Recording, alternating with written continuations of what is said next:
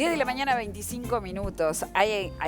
Todas las columnas aportan un montón de información que hemos tenido durante este año, pero hay algunas con las que uno tiene un cariño especial, fundamentalmente por esa cosa del juego empírico, de la comprobación, del llegar ahí, poder estar, vivir una experiencia propia. Estoy hablando de la columna del Museo Nacional de Historia Natural, que nos ha acercado un acervo fantástico que tenemos en nuestro país y que en gran parte está concentrado en este museo remodelado, que se viene la ampliación y todo lo demás, y en el cual los uruguayos teníamos un contacto desordenado. Por ahí accedíamos a un fósil, por ahí accedíamos a un bicho que era prehistórico, pero el material ordenado, sistematizado, está en el Museo Nacional de Historia Natural. Es un gusto recibir esta mañana, en la última columna del año del museo, a su director, a Javier González. Bienvenido, Javier. Muchas gracias. Gracias por haber estado todo el año y de la manera en que lo hicieron, además.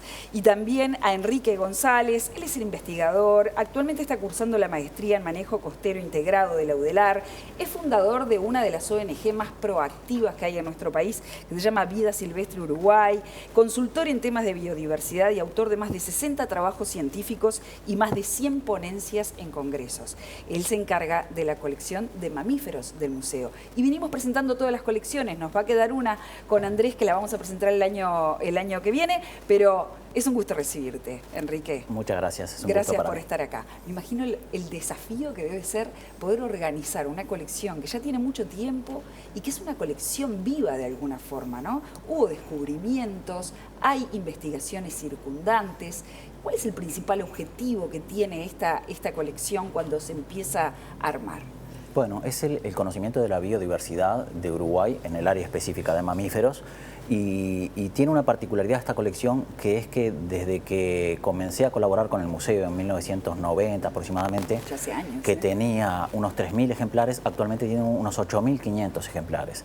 Entonces, en el mundo en general, probablemente es una de las colecciones que más ha aumentado en las últimas décadas su acervo, ¿no?, que permite la investigación. ¿Cómo pasamos de 3.000 a 8.000? ¿Cuál es la fuente de ingreso de ese material? Yo pienso que hay dos. Una son proyectos de investigación que hemos hecho en distintas localidades del Uruguay, y otra es el acercar gente, acercar guardaparques, biólogos, estudiantes, gente que ha colaborado con mucho material que a veces aparece en el campo, aparece atropellado en la carretera, o animales que una persona encuentra, se mueren y los trae al museo, y eso nos ha permitido aumentar entonces mucho ese acervo, ¿no? Claro, y nos muestra, hay un cambio de paradigma en esto, porque nosotros siempre que pensamos en nuestra fauna, y fundamentalmente en nuestra fauna autóctona, pensamos en la que conocemos y en la que está extinguida, pero no pensamos en la aparición posible de nuevas especies o de nuevos tipos. Claro. Y sin embargo esto, a través de la investigación que se ha dado y que has dirigido, que has acompañado, en la que has participado, nos ha dado algunos eventos que son dignos de mencionar hoy. Sí, uno puede pensar que la fauna del país es bien conocida, y sin embargo no es así.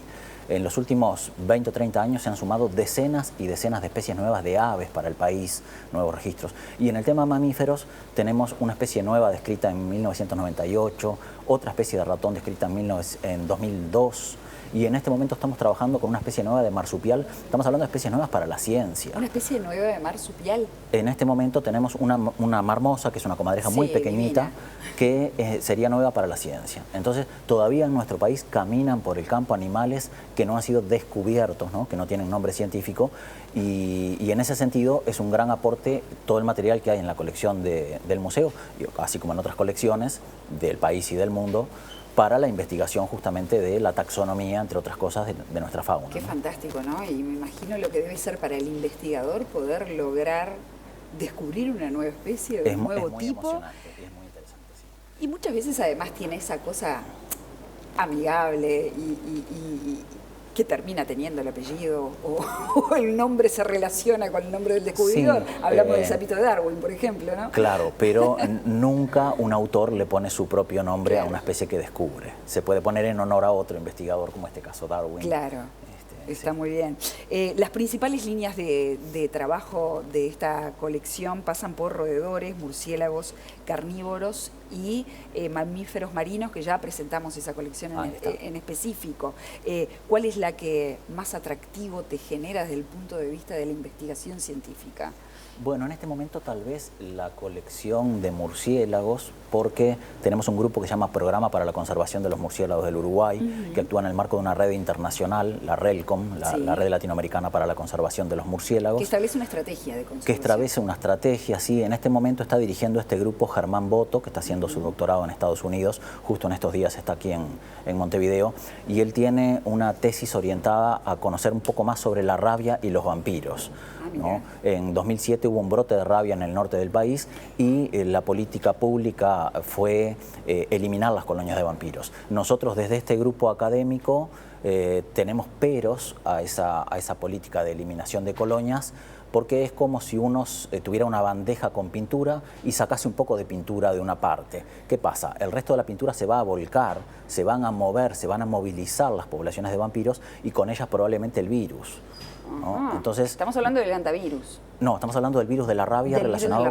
con los vampiros, en este caso, en el ciclo rural. Claro, una cosa, Enrique, a ver, para nosotros los ignotos, tenemos que diferenciar entre murciélagos hematófagos e insectívoros, ¿no? Exactamente. En Uruguay tenemos 23 especies de murciélagos, de las cuales una sola se alimenta de sangre, es el vampiro, y tiene un ciclo de la rabia totalmente diferente a los murciélagos insectívoros que se pueden encontrar en las ciudades, que son grandes controladores de las poblaciones de insectos voladores nocturnos. Es decir, que cumplen un papel muy importante de control biológico también. Y básicamente no tienen contacto ni con el ser humano ni con los animales, por lo tanto la posibilidad de transmisión de la rabia es ínfima y se limita a la posibilidad de que una persona tome un murciélago con la mano o que una mascota muerda a un murciélago infectado, que es, si uno tiene un comportamiento adecuado, es muy remota. De hecho, en Uruguay nunca hubo ninguna persona afectada por rabia transmitida por murciélagos. Está bien, pero entonces, genera el desconocimiento. Exactamente. El desconocimiento lo que genera es miedo y una reacción que puede atentar contra la vida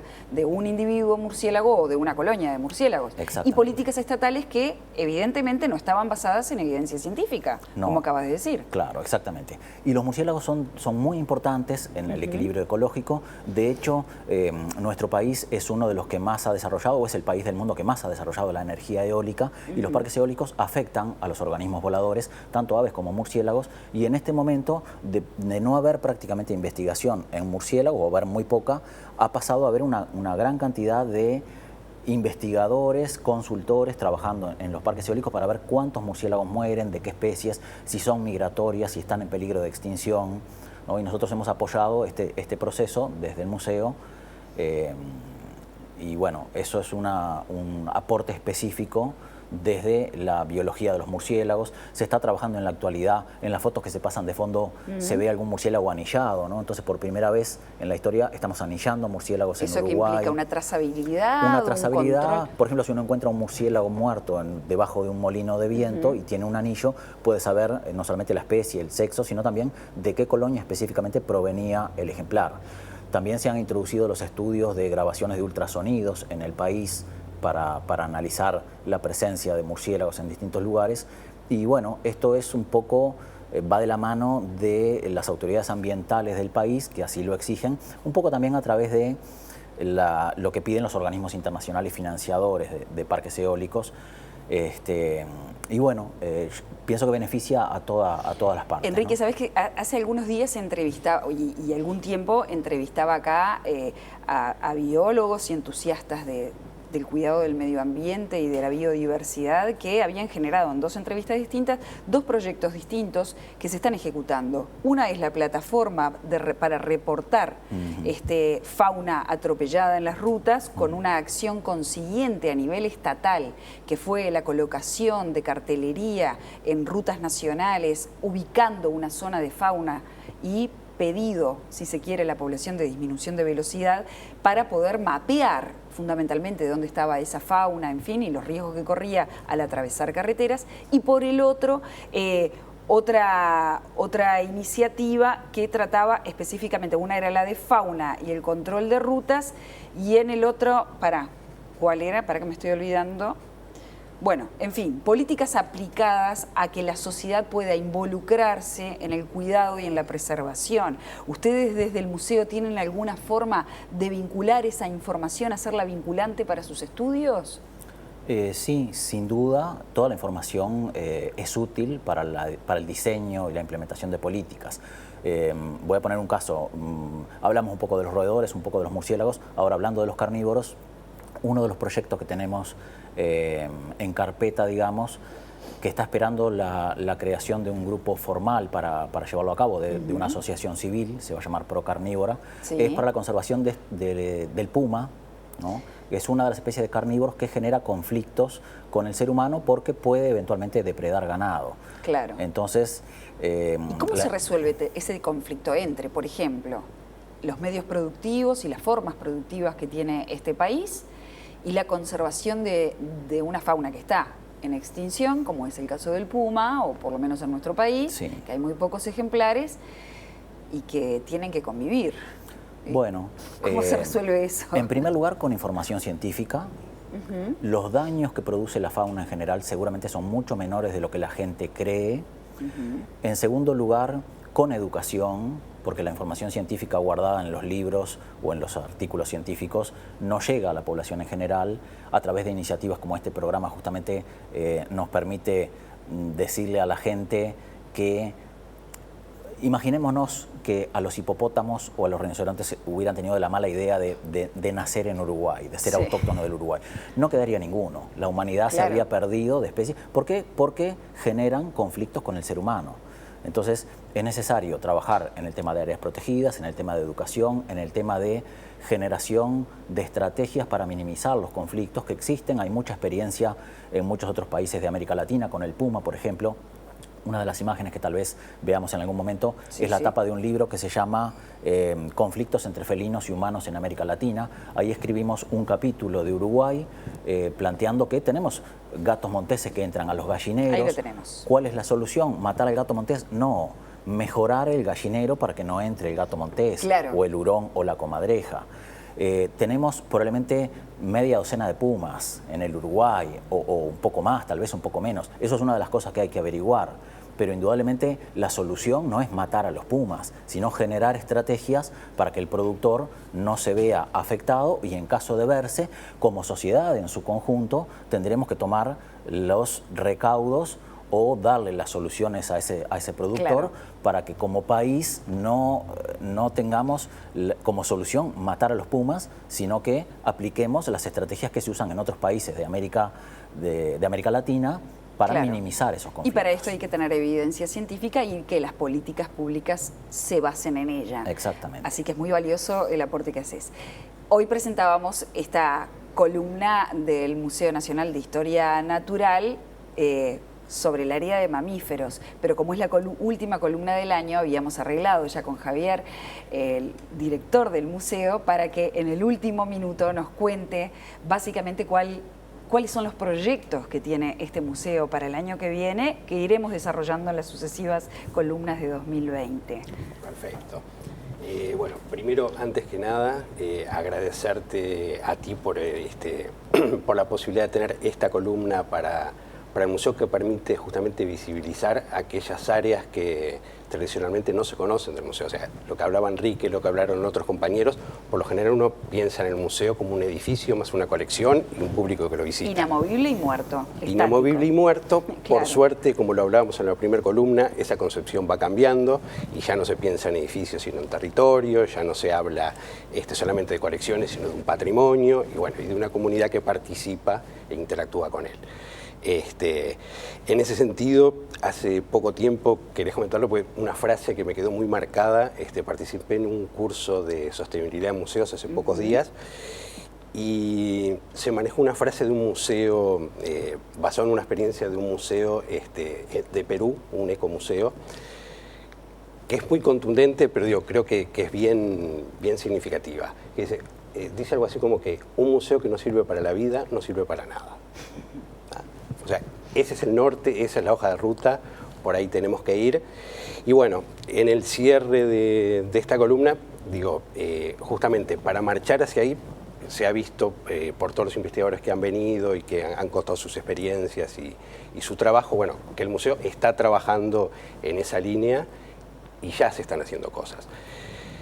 En estos años anteriores se dio la posibilidad de poder tener una sede propia y adecuada para desarrollar actividades que históricamente el museo no había tenido. El desafío ahora es poder consolidar eso y bueno, de cara al año próximo, consolidar lo que es el edificio para la mudanza definitiva de todo el acervo que se custodia en las distintas colecciones y poder ponerlo en diálogo con el público, toda la dinámica que implica, haciendo, pero aún más desarrollado y en contacto con la sociedad. Gracias, Javier, gracias por habernos dado la posibilidad desde la televisión pública de mostrarle a cada uno de los contribuyentes por qué es importante ver el museo como algo vivo y por qué este museo está más que vivo. Tiene larga data. Gracias, Enrique, por haber venido y habernos mostrado de cerca nuestro acervo en esta colección de mamíferos. Un placer a ambos. ¿Nos vemos el año que viene? Nos vemos el año que viene. Es cuestión de días nada más. Tanda. Gracias. Imitando la voz de esa gran melodía que me acerca a tu amor. Si hay algo que nos gusta